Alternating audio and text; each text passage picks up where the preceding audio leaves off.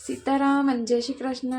तो चालो आज આપણે બનાવશું લીલા વટાણા અને બટેટાનું શાક। જરૂર પ્રમાણે તેલ આવી જાય એટલે આપણે એમાં થોડુંક જીરું ઉમેરશું અને થોડી રાઈ નાખશું। થોડુંક રાઈ તેલમાં રાઈ ને જીરું ફૂટી ગયું છે, થોડીક હિંગ લેશું, સેજ મસ્તી હળદર થોડીક લેશું। હવે मैं લીલા આદુ મરચાં લસણ અને કોથમીરને વાટીને હવે સારી રીતે તેલમાં સાતળવા દેશું। ચમચી જેટલા લીલા કેપ્સિકમ લીધા છે તે ઉમેરીશું। હવે મેં 1 નંગ ટમેટું અને 1 નંગ ડુંગળીને ખમણીને લઈ લીધું છે, તો હવે એમાં આપણે ઉમેરીશું।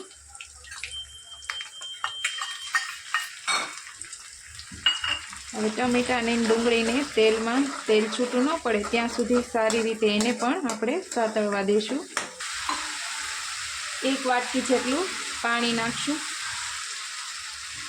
શકો છો હવે તેલ છૂટું પડવા માંડ્યું છે, પાણી જે આપણે નાખ્યું હતું એ પણ બળી ગયું છે અને ધીમે ધીમે હવે તેલ છૂટું પડવા માંડ્યું છે। તો હવે આપણે કરીશું બધા સૂકા મસાલા નાખીશું।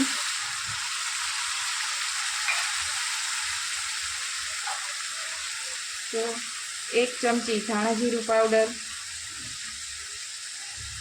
લાલ મરચું સ્વાદ અનુસાર, તમે જે પ્રમાણે તીખું ખાતા હો એ પ્રમાણે નાખવાનું, અને 1 ચમચી ગરમ મસાલો, સ્વાદ અનુસાર મીઠું નાખીશું।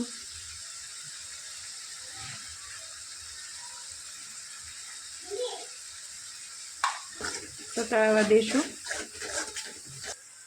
ચમચાની મદદથી આવી રીતે હલાવશું જેથી કરીને નીચે મસાલો બેસી ન જાય અને બળી પણ ના જાય। તો જોઈ શકો છો તમે હવે મસાલામાંથી પણ તેલ છૂટું પડવા માંડ્યું છે।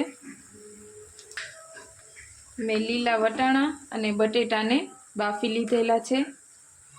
હવે આપણે એમાં લીલા વટાણા અને બટેટા ઉમેરીશું।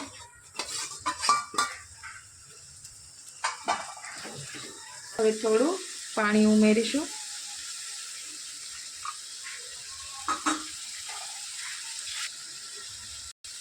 હવે થોડીક વાર ઢાંકી દેશું। તો હવે જોઈ લઈએ। તો જોઈ શકો છો તમે હવે તેલ ઉપર છૂટું પડી ગયું છે। તો હવે આપણે થોડાક ઉપરથી થોડાક લીલા ધાણા ઉમેરીશું। તો તૈયાર છે લીલા વટાણા અને બટેટાની સબ્જી તૈયાર છે। તમે પણ આવી રીતે એકવાર જરૂરથી બનાવીને ટ્રાય કરજો। તો આપણે એને ગરમા ગરમ પૂરી અને છાશ અને રાયતા મરચાં સાથે સર્વ કરીશું। તો તમે પણ આવી રીતે એકવાર જરૂરથી ટ્રાય કરજો, ખાવામાં ખૂબ જ ટેસ્ટી લાગશે।